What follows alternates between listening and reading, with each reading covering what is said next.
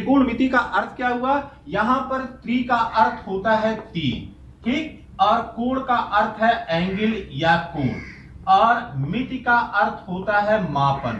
तो तीन कोणों से मापन या तीन कोणों के मापन से जो संबंधित विषय है उसे हम त्रिकोणमिति कहेंगे।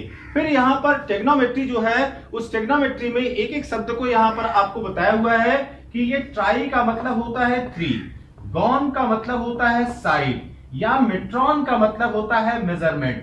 तो त्रिभुज में, किसी भी त्रिभुज में जब हम चर्चा करते हैं तो उस त्रिभुज में या तो तीन कोण होते हैं या तो तीन जो है वह भुजाएं होती हैं। तो किसी त्रिभुज के तीन कोणों और तीनों भुजाओं के मापन से संबंधित जो गणित की शाखा है उसे हम त्रिकोणमिति कहते हैं। तो गणित की वह शाखा जिसमें त्रिभुज और त्रिभुज से संबंधित बहुभुज का अध्ययन किया जाता है, गणित की वह शाखा त्रिकोणमिति कहलाती है।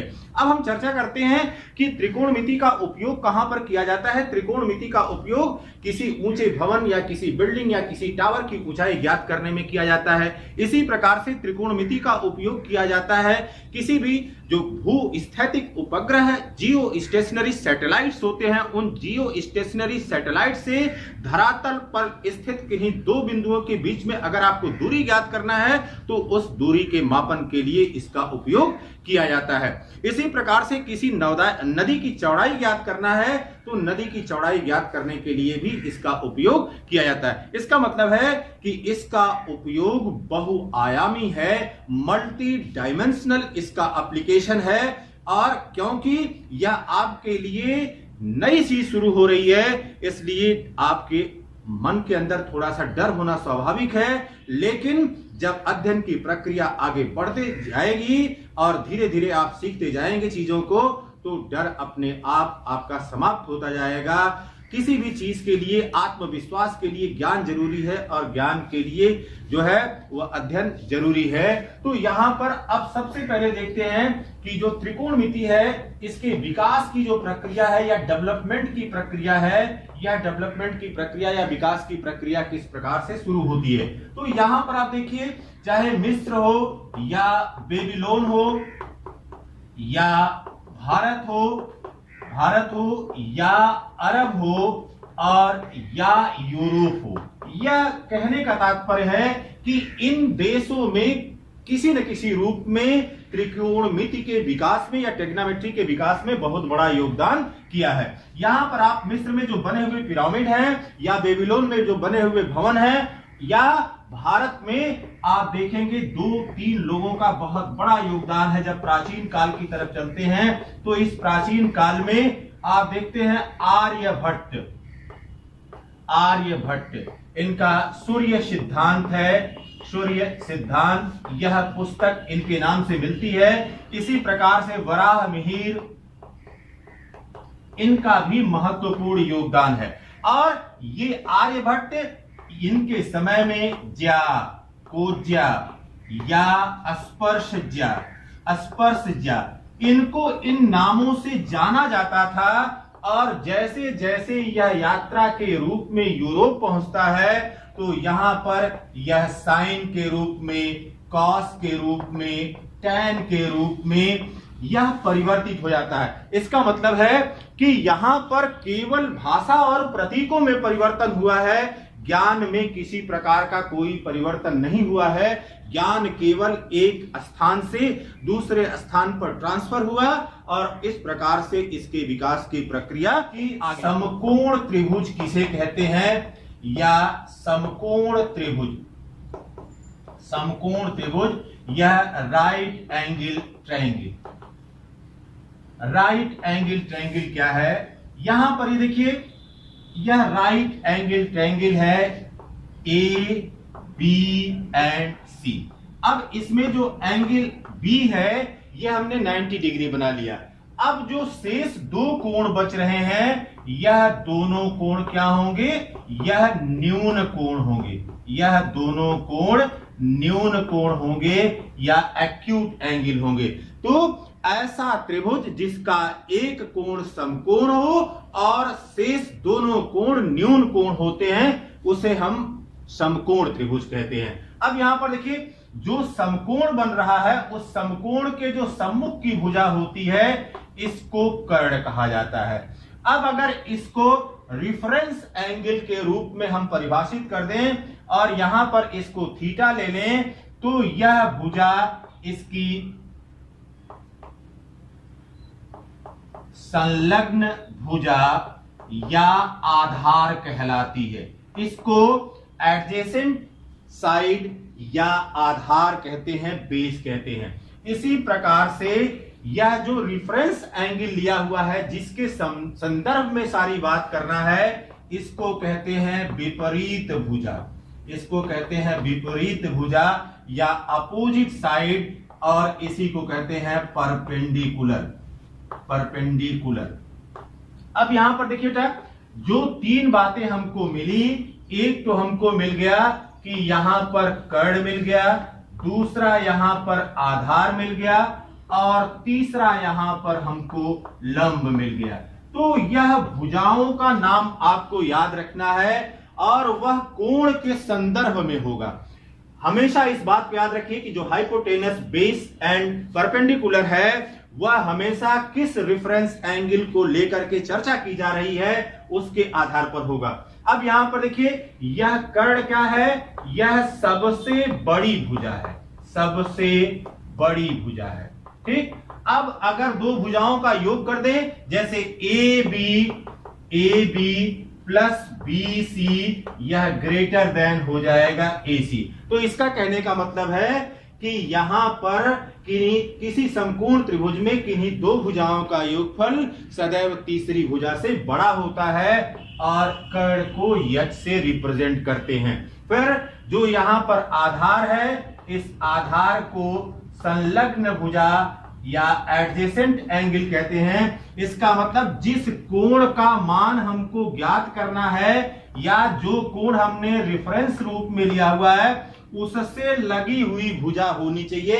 ऐसी भुजा को हम आधार कहेंगे और इसको बी जो है लेटर से रिप्रेजेंट करेंगे। इसी प्रकार से अब संलग्न जो भुजा है या जो न्यून कोण लिया आपने रेफरेंस पॉइंट के रूप में, उसके जो विपरीत भुजा होगी, वह विपरीत भुजा इसका परपेंडिकुलर कहलाएगी या लंब कहलाएगी और इसे अक्षर P से रिप्रेजेंट करते हैं। अब देखिए, यहां पर एक प्रमेय है, आप सभी को याद होगा, बौधायन पाइथागोरस प्रमेय। अब ये बौधायन पाइथागोरस प्रमेय क्या कहती है? यह प्रमेय यह बताती है कि किसी समकोण त्रिभुज में कर्ण पर बना वर्ग शेष दोनों भुजाओं पर बने वर्गों के योगफल के बराबर होता है। इसका मतलब हो गया कि ए सी का वर्ग यह बराबर हो गया ए बी का वर्ग प्लस बी सी का वर्ग, या एच का square is equal to P का स्क्वायर प्लस बी का। कोण होता क्या है? कोण का मतलब हुआ अमाउंट ऑफ रोटेशन या घूर्णन की मात्रा। कोण या एंगल, यह है अमाउंट